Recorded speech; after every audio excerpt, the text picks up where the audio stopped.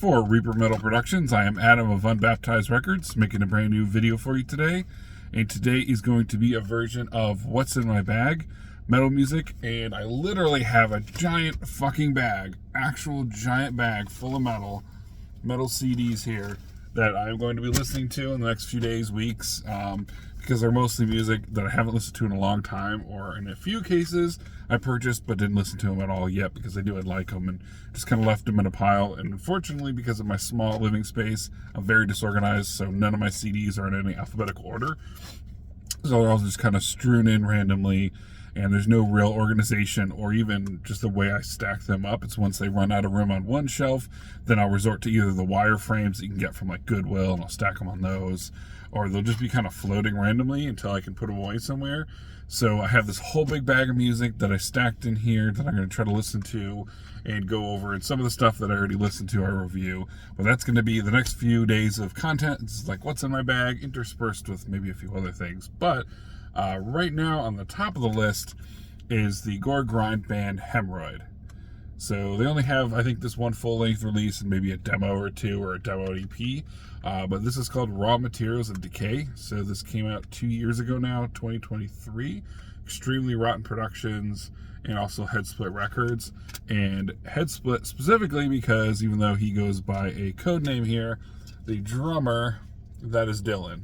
So Dylan is the one who runs Headsplit Records. He's also in a few other bands. The Necro Drunks, which I've shown off CD before. Also Cemetery Lust, which I own a few of their albums on CD. I think it's great. That's sort of like a, I don't know, kind of like a aggressively punky, kind of thrashy death band. And just like super blasphemous with the cover art and everything. And it's great. So, but this is a really good release. So Raw Materials of Decay, I remember when this first came out, this was definitely hyped up. I saw a few people picked up like the LP of it too. I just own the CD, but it's a really good gore grind with Dylan from Headsplit on the drums. So definitely check this out. Newer release. In an older release, I guess you'd call this gore grind. Maybe you can call it brutal death. I don't really know. Or you can call it what the band calls it on the back: psychosexual cyber space fuck grind splatter deathcore. So, I don't know if you can see it, but so this is the band Putrid Scum, I believe, from Germany, and this is, I think, their only full-length release. It has a few extras in here, but it's the self-title, as far as I know. This very lame cover. Some guy picking through garbage. I might have shown this on video before, I don't know, but this is awesome. This is a CD I try to listen to pretty regularly, at least once every couple of months. So this is awesome early 90s brutal death metal, in the vein of like maybe like Skinless, Cryptopsy, bands like that. I mean, they have like a whole huge thanks list, and one of the first ones are Cryptopsy with alphabetical order. So that's kind of cheating, I guess, but yeah, definitely it's the bass line and the drums kind of remind me a bit of Cryptopsy, but not as good as Flo's drumming, I guess. And then the vocals are kind of like Suffocation, Skinlessy. But this is great. I love the drums on this. I love the overall sound. And it's really cheap too. If you get it on Discogs, you can pick up a copy for like $2-3. So this band and album does not get talked about a lot. So Putrid Scum from the early 90s or mid 90s. Pick it up. The release on Discogs says it came out in 99, but yet on here it says some of this, I don't know if it's all of this or some of this, was live recorded in 94. So I'm taking their word for it. Live in 94 at the top, so mid 90s, whatever. But really good stuff. And I recently mentioned how I wasn't the biggest fan of Death Doom, but there are a few Death Doom bands I have that I like that I've picked up over the years that I haven't really talked about much, and this is one that I know gets talked about a lot through Hell's Headbangers because they put it out and they're friends with the guys in the bands and everything. But this is the band Acid Witch, so because it's been talked about so many times, I did give it a listen.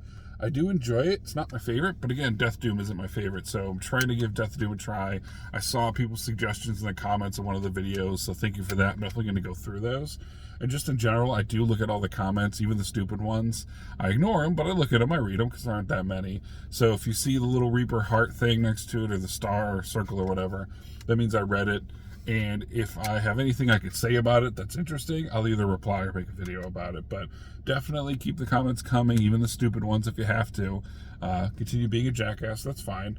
But the ones that are somewhat creative or have any sort of constructive criticism or actually answer the questions I ask, I am reading them and taking them seriously. So I'm going to check out some of the Death Doom that was recommended in the comments. But the few that I do own, I think I own everything by Acid Witch. I don't really know exactly which one's my favorite. So I know this one has Lassie of Hooded Menace. Not really a big fan of that band, so that's sort of why this kind of stuff, it's not huge for me. But again, I want to try to listen to a little bit of everything. And then I also have a fuck ton of Razorback Records releases. So I don't know if anyone, hopefully people know, Billy Razorback. He put out a bunch of music back in the day on his label. He hasn't done it. He stopped doing it. Hopefully I'm going to do an interview with him at some point. He said yes. I just have to get to where he is. It's not too far from where I live. I just got to organize it. So at some point I'll definitely hang out with him and talk horror, especially horror, and having a label, what kind of music he likes. But this band features, I believe, his ex-wife, I'm not positive, on vocals, and another person does, I think it's like, so one person on vocals and bass, the other one on drums and guitar. There's a two-person Death Doom, another Death Doom band here, if you can see it. It's called Wooden Stake, and the album is called A Feast of Virgin Souls. So again, this is a Razorback Records release. I own 2 albums with this band. So the thing was, he was having a sale of his label, just music that he doesn't work his label anymore. So just music he had left over, and it was 20 CDs for $50. And I grabbed them and been listening to a couple of them, mostly in this pack over here. I think most of them are in there. So this is one of them, and you can see the artwork on here is very similar to a lot of the other artwork that's on like his other bands. So bands that he's in, I think Vault Wraith is one of them. I think Surgikill is another one. So you'll notice that the art is very similar. So I'm guessing whoever does the art does it for all those releases. So another Razorback release. This one's more like straight death metal. Is a band called, I guess, either Necro Occultus. Man, I can't read for shit, but even the album name, I'm not really sure what that says. So I'm kind of an idiot, but look them up, and if that album cover rings a bell to you, that's the album name. Just for whatever reason, I just can't read it. Not quite sure why, but pretty decent death metal. I enjoyed it. Really not much I could say about it. Just mid-2000s death metal on Razorback Records. So I highly recommend checking them out. Cool logo, I think. A couple of bonus songs on there if you can see it. All right, and then last but definitely not least is a release I literally just picked up about 30 minutes ago from my local record store. Is a band that's been around forever. They're one of my favorites. I just don't own everything by them. And this was really, really recently repressed by Nuclear Blast? Yeah, Nuclear Blast Records, and that is Vader, Black to the Blind. Not really much needs to be said about this. I mean, it's got a classic lineup. You have Peter, Doc, and Mauser. This is just an awesome release, one of the earlier releases, one that I've only owned so far and still do own on tape. I wanted to at least get it on CD. Came in a digibook, which I'm not super big fan of, but it's not bad. I mean, it's definitely good quality. And they also have a repress of this album on vinyl as well. So go pick that up if you're interested and if you don't already own this release. Again, I own it on tape. Not a big tape collector. I only own about 100, and I would much rather own the CD of a band. So that's why I'm really glad that they reissued this, and I know there's a few others that I don't own in their discography that I definitely want to own. So hopefully those get reissued as well. But let me know what you thought of those bands. I will be going through this whole big bag here over the next few days and weeks, and I'll see you in the next video.